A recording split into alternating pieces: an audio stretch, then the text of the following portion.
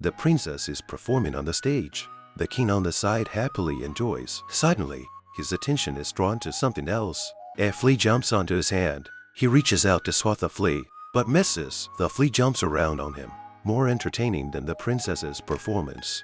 He joyfully plays with the flea. The princess saw his behavior, very surprised. Not until applause erupts from the audience. Only then did the king know that the show was over. He catches the flea, claps his hands casually, then hastily leaves. He observes the flea with a magnifying glass, discovers that the flea likes blood, then puts it in a glass box. It becomes the king's pet, growing rapidly, able to easily pull a toy carriage. Under the king's careful care, the flea's size has become like that of a small dog, until one night, the king anxiously calls for a doctor, pulls the doctor into the room. When the doctor sees the creature, he is terrified, attempts to diagnose the flea. Unfortunately, the flea has reached the end of his life. The flea's death saddens the king greatly, for rediscover the joy of life. He recalls his daughter's wish. The princess hopes to get married, so she can leave the castle. He decides to help his daughter find a husband. The princess hears this news and is very happy.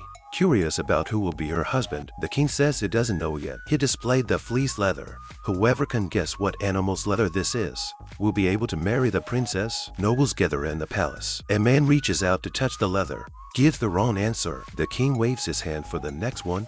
He very confident, thinking no one can get it right. At this moment, another man walks to the leather. He very gentlemanly. The princess smiled when she saw him. Seems quite satisfied with him. She hopes this man can give the correct answer. She urgently wants to know the answer. The king doesn't want to tell her, but under the princess's plea, he still reveals it. It's the leather of a flea.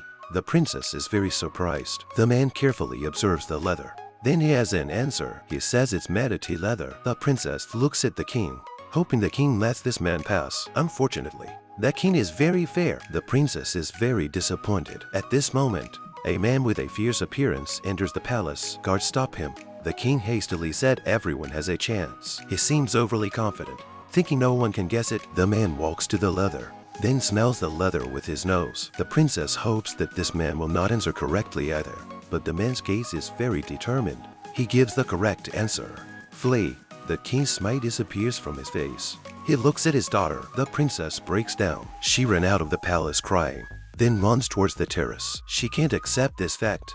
Marrying this man is worse than jumping from here. The king follows. He apologizes to the princess first, then says some nonsense. Finally, the princess compromises. She sadly leaves the castle, then follows the man.